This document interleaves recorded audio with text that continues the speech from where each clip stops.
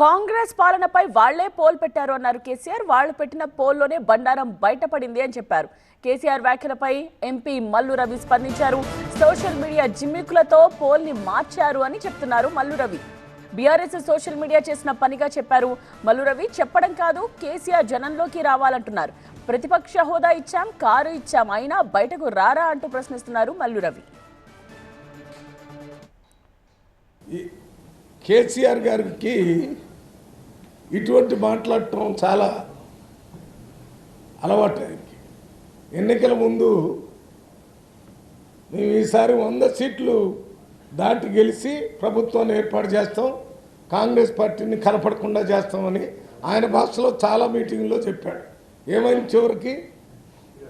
అదే అయింది. ఇది కూడా సంవత్సరం నుంచి ఒక ప్రతిపక్ష నాయకుడు అసెంబ్లీలోకి రాకుండా ప్రెస్ మీడియాలో పెట్టి అనుచితంగా ప్రభుత్వం మీద మాట్లాడటం తప్ప ఎందుకు రాలేదో ప్రజలకు ముందు సమాధానం చెప్పండి.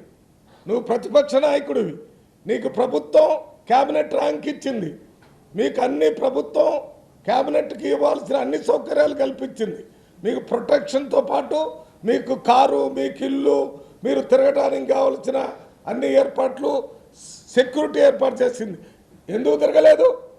1 ఇయర్ నుంచి తిరగనందుకే వచ్చి ప్రజలకు ముందు సమాధానం చెప్పండి. నేను ఒకటే చెప్తున్నాను, ప్రజాస్వామ్యంలో వారికి పూర్తిగా తిరిగే స్వేచ్ఛే కాకుండా ప్రభుత్వమే ప్రతిపక్ష నాయకుడికి ఇవ్వాల్సిన క్యాబినెట్ ర్యాంక్ ఇచ్చి అన్ని సౌకర్యాలు కల్పిస్తున్నాం. నువ్వు రాకుండా అక్కడ కూర్చొని కుంభకర్ణులాగా నిద్రపోయి లేచి నేను చంపేస్తాను, వాడిని చంపేస్తాను, కుంభకర్ణుడు ఎట్ట చంపిండో ఈయన కూడా అదే చంపుతాడు. నా సోషల్ మీడియా ద్వారానే ఎన్నికలు జరిపి ప్రభుత్వాలు ఏర్పడితే కేసీఆర్ గారు పగటగలగన్నారు.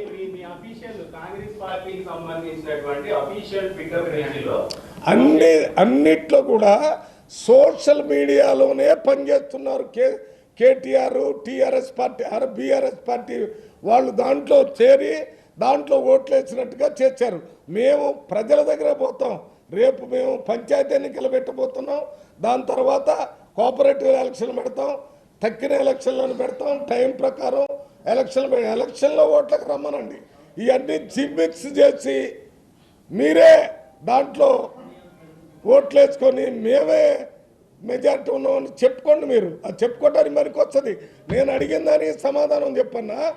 కానీ మేము పెట్టిన తర్వాత దాన్ని ఏ రకంగా మిస్యూజ్ చేయాలనేది మా మిత్రులందరికీ అదే పని కదా. ఇప్పుడు బీఆర్ఎస్ పార్టీ ప్రజల సమస్యల మీద పోరాటం చేయటం లేదు, వాళ్ళ పార్టీ అస్తిత్వం కోసం. ఇప్పుడు కేటీఆర్, హరీష్ రావు ఫెయిల్ అయ్యారు. ఇప్పుడు కేసీఆర్ గారు కూడా స్టేట్మెంట్ ఇవ్వాలని ఇచ్చాడు తప్ప దానివల్ల ఒరిగేదేమీ లేదు. ఇది వాళ్ళ పార్టీ అస్తిత్వం కోసం, వాళ్ళ నాయకులు పార్టీ వదిలిపెట్టి పోకుండా ఉండటం కోసం ఇచ్చే స్టేట్మెంట్ తప్ప దీని మీద ఏ రకమైనటువంటి వాస్తవం లేదు.